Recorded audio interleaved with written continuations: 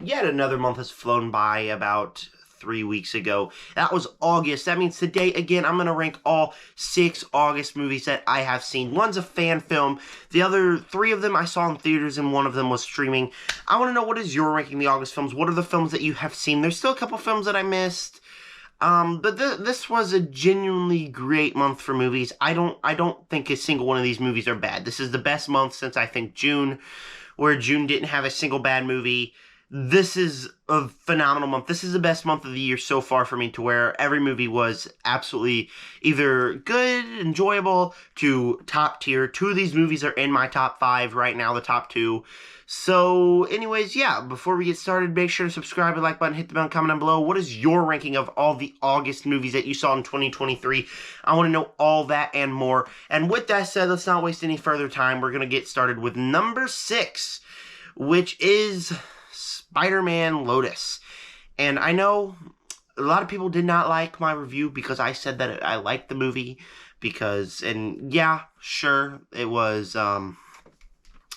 the director was a racist, the Spider-Man actor was a racist, the Green Goblin actor was a child molester. I get why people don't want to watch this movie or don't like the movie, but a lot of people watch it just to hate on it, to where I watched it as me. I'm a film critic, so I watched it as a critic, and I kind of enjoyed the movie just a little bit. I thought there's so many good things about the movie. The emotions, how heavy-handed it was emotional, and for a fan film, almost made me cry on numerous occasions. That should never happen on a fan film, but the emotions were done pretty well. The score was quite good. For a fan film, the special effects and Spider-Man swinging was really, honestly, really good.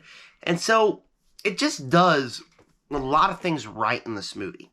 It has good actors, good directing style. I liked a lot of things they did in this movie. The problem with it is, like I said, the controversy, but also, like, it's a Spider-Man movie, and so it's like, yeah, this is a Spider-Man movie, and it's about Gwen Stacy dying, and Peter Parker being depressed, and Harry Osborn being depressed, and MJ being depressed, and freaking J. Jones and Jameson being depressed, probably. I don't know. Everybody was depressed in this movie. And while it's heavy-handed with the emotions, and why the emotions worked on so many occasions, it's still a Spider-Man movie, so you really miss Spider-Man. Even though, like, the theme about when the kid is dying and he teaches Spider-Man to be Spider-Man again, that was done really well. I thought that was a really good theme for this movie that really paid off in a really well way. And then, but it's just like, no Spider-Man action. Every time something cool is going to happen, cut the camera either to the end of the movie or to another scene of people being sad. It's like, this would have been much better as a movie with just kids being sad over a death and having to learn to get over it. That would have been a really good movie because it really worked on that one. But here, it was not a really good movie because it was a Spider-Man movie and Spider-Man was barely in it. And I get it. I mean, I really do. If you made a movie about kids being sad, nobody would watch it. If you made a Spider-Man Lotus movie, everybody watched it. Like, a lot of people watched it. And even though a lot of people hated on it, I personally enjoyed a lot of it. Another big problem for me was the length. Like Cosmonaut Variety Hour said when I watched this video right after this, I was dying laughing because this was my exact thoughts exactly. So there was a part in this movie, right? After Peter learns to be Spider-Man, he goes visits Gwen Grave, have a little talk with her, and then cut to MJ and Harry. Their character arcs are getting resolved. They get resolved. So Peter's character arc gets resolved, Henry's character arc gets resolved, or Harry's character arc gets resolved, MJ's character arc gets resolved. We cut to another scene, and I thought it was the end. I click on it, see how much time we have left. Half an hour. Everybody's character arc was resolved. There's half an hour left. And it's not like anything happened in that half an hour. There wasn't a single thing that I remember happened in that half an hour, besides that final cool swing. That was it. Like, if the movie ended right there and been 90 minutes, it would have been much better. But we still got another half an hour. Let's keep on trekking through this film. And that's just when a movie stays too long, it's welcome. That's just a problem that I have with it and makes me agitated. So there were some problems here, but I thought a lot of it did really well. And it was still a pretty alright movie. Fifth place, let's go ahead and give it to The Meg 2. And the first movie is a movie that I absolutely despise. I do not like that movie. I did not have fun watching that movie whatsoever. And this one, I really like the trailers, but the first one, I really like the trailers. I walked into the theater of this one.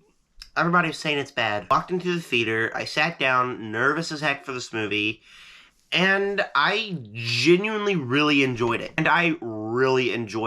This is something that has so many problems, yet it's just so fun. And by being all this fun and goofy and wacky stuff, it fixes a lot of the problems I had with the original. The original took the theory about the shark and all the sharks too seriously. Like, people would die, and they'd be like, oh, so sad, we're going to spend 20 minutes being sad. And then we're just sitting there like, where's the shark? Where's the shark? Where's the shark? And in this movie, people died. But instead of 20 minutes, you get 3 seconds, maybe 3 minutes of people being sad about their deaths. Then we just move on. Another wacky joke, another wacky scenario, another shark attacking scene. I thought that was all fun, and it improved on a lot of things. The shark attacks were really fun, even though, like, you gotta admit, there wasn't a lot of them. There wasn't that much shark attack scenes in this movie.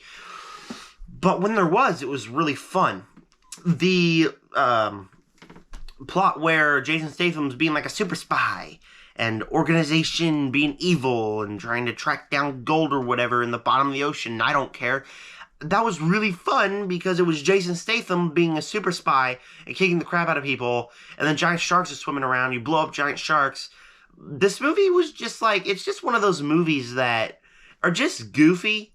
They're just stupid movies, but you enjoy every second of it, and you absorb every second of it. And I went to see this one with my dad. He walked out of the theater, like, I don't know, I didn't like that very much. I walked out of the theater, like, that was just a ridiculously fun movie that I had a blast with, and I know a lot of people don't like it, but if they continue to make the Meg movies this way, I don't mind having more, because this movie was a blast, and the first one was not this fun at all. The first one, I'm bored every time I watch it. This one never had a slow moment, and I found it to be very enjoyable. Again, not perfect, it's really goofy, but it's very enjoyable, and I did have a blast with it. Fourth place, Heart of Stone, another movie that people decided, oh, let's hate on. Why? Why would you hate on this movie? I feel like it's a Mission Impossible knockoff clone starring Gal Gadot, except instead of like being the missions team, it's got this little like heart thing where it tells you the outcome of things, and it's like a programmed AI.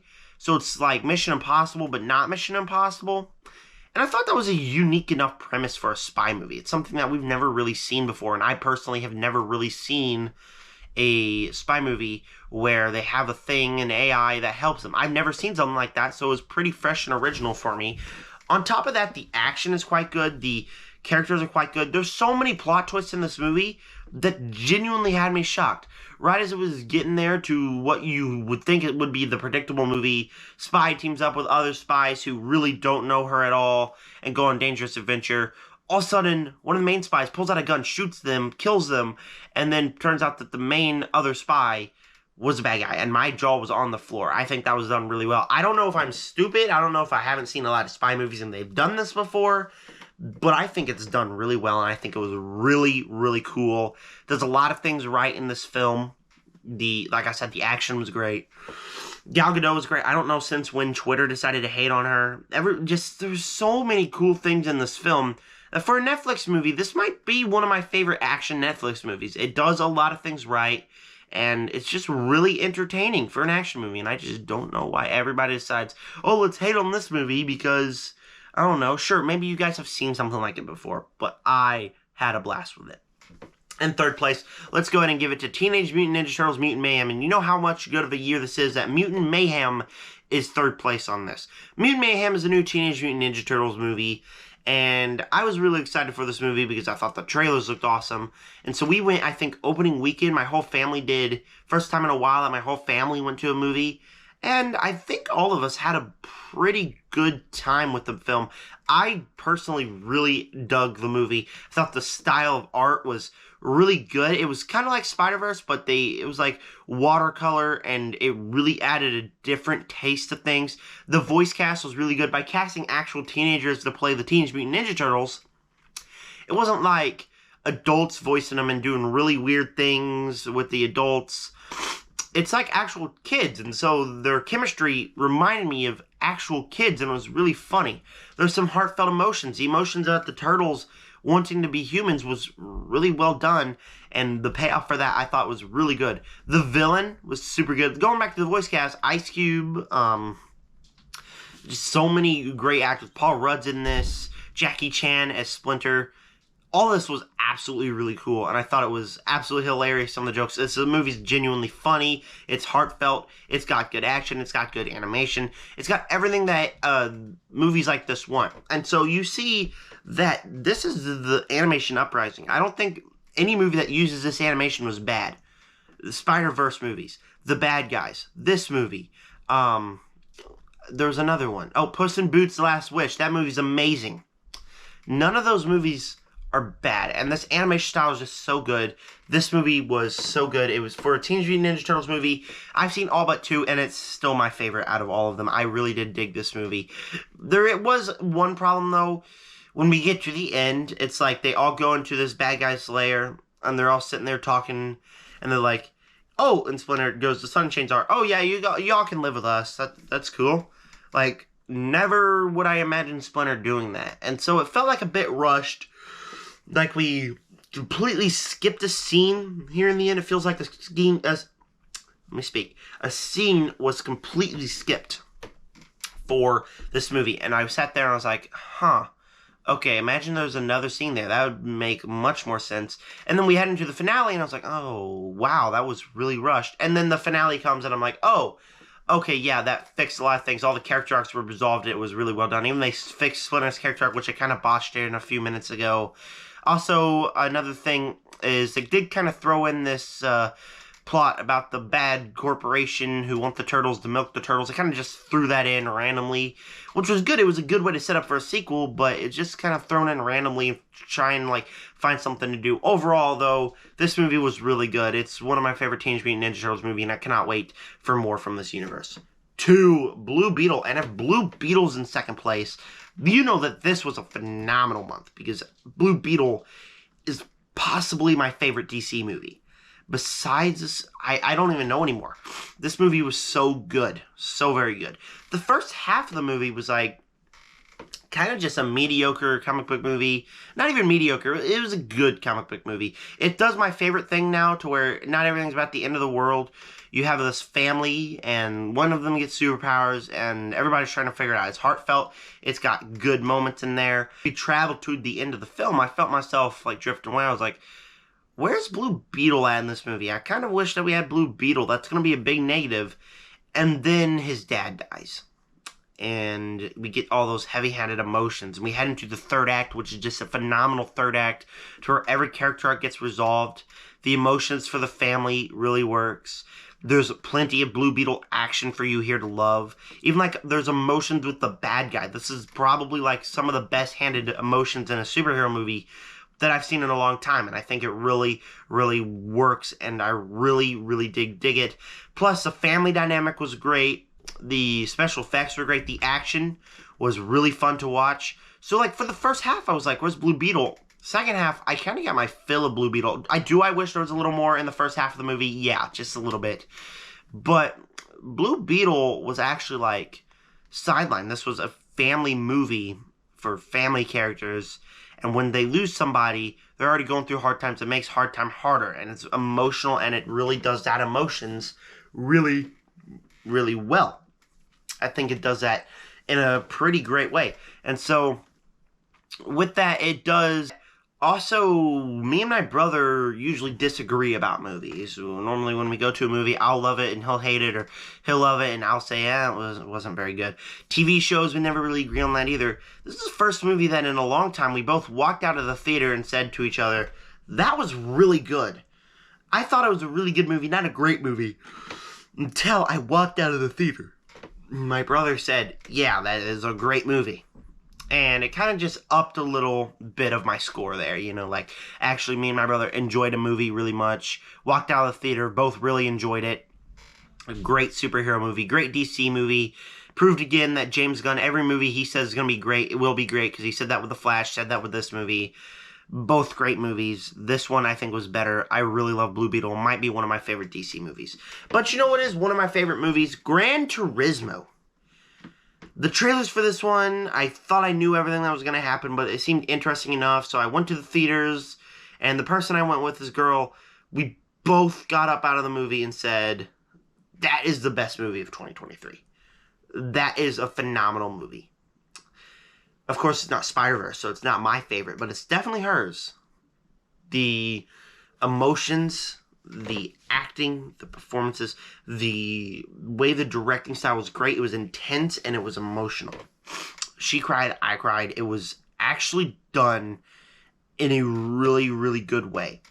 That I left this movie thinking to myself, wow, I cannot believe they did that. The way this was directed in a really good way to where all the racing scenes are done like the PlayStation game, but in real life. And it really kind of worked. It was a really neat directing style for Neil Blomkamp to use.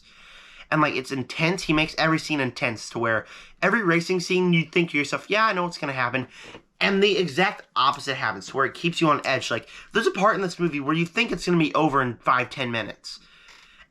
It's still got another half hour left. That's a good thing for this one. Not Spider-Man Lotus, but it's a good thing for this one. And then his car flips, he almost dies, and it just gets more heavy-handed with the emotions. As we head to the end of the movie, the emotions are really good. And when they win that race, the payoff is really great and really emotional and amazing. On top of that, the performances, especially from David Harbour, were quite good. David Harbour, you always expect him to deliver quite a performance, and here he really did. This was just a movie for the ages. I really dug this movie. I'm really shocked at what they did. This might be one of my favorite live-action movies in the past, like in the 2020s. This is a really good movie. I think everybody should check it out. But that was the end of my August ranking. I want to know your ranking down below in the comment section. Also, on top of that, I got a bunch more videos coming up. Maybe a Barry ranking tomorrow. Elemental review. Haunting in Venice came out. I got a lot of other things to do. But, yep, thank you for clicking on this one. Remember, comment down below, what did you guys think of all these movies? What is your ranking of them? And with that said, subscribe, join the Nerd Army. Peace out.